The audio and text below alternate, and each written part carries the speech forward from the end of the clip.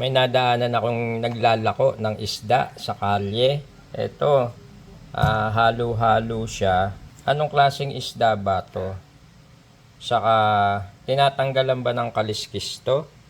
At alam ko lang luto rito, paksiw eh. Sa amin ang tawag nito, banak. Dito sa Luzon, or dito sa Bulacan, ang tawag nito, banak. O sa Maynila. Sa inyo, anong klaseng isda ba to? Ano ang tawag? And then ito hindi masyadong familiar sa iba, pero alam ko ang tawag dito sa isdang to, isdang dapa. Sa ibang bansa, ang lalaki nito eh. Dapat nga hindi pa hinuhuli ito. Pero alam mo naman dito sa atin, isdang dagat daw lahat to. Ang bili ko rito, ilang piraso lang siya, 200 pesos. Sabi nga nung kasama ko, ang mahal eh, pero ang init eh. Kaya actually tinawaran ko rin, binibigay naman ng 150 pero binayaran na rin natin ng 200 pesos. Kasi yun lang paglalako, saka pupunta ka pa sa palengke. At the same time, bihira rin naman sa palengke ito. Ito, ano tawag sa inyo? Pero ito munang isdang lapad. Ayan. Anong masarap na luto rito? Kinakaliskisan ba to? Tinanggalan ko na ng palikpik. Kinakaliskisan ba siya? At bukod sa paksiw lang ang alam kong luto rito, ano pa ang masarap na luto?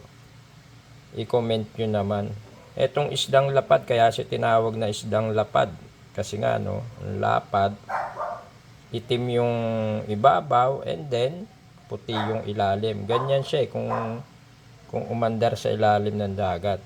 And then, ito, banak to.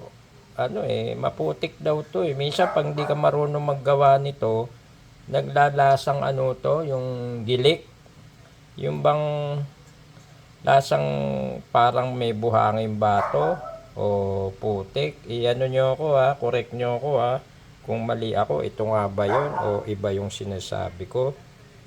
And ayan magkaparehas ba to? Etong asa na ba yun? Yung isdang lapad kanina. Ito, itong isdang lapad saka ito. Parehas siguro. Kaya lang ang tanong, bakit ito pahaba pero ito palapad? Ibig ba sabihin ito babae, ito lalaki, or magkamag-anak lang sila? Masarap din sigurong ipaksiw to o kung ano man luto. Ginataan ba masarap to? I-comment nyo naman below. Ayan, ang nakakalungkot lang sa atin dito, ito dapat to mga pinapalaki pa, tapos may kasama pa nga siyang maliliit na isda. Hindi, ito biya ito kung di ako nagkakamali, may tama pa siya Ano kaya ito, nadali kaya ng kawil to? Ayan ang liit. Dapat to hindi pa hinuhuli itong mga to, binabalik sa dagat. Kaya lang, alam mo naman sa atin, lahat to kinakain, Ayan. 200 pesos, healthy food. Pwede na rin, pero siguro sa probinsya, lang to. Halos barya-barya lang ang presyo siguro nito. Comment kayo kung ano masarap na luto rito.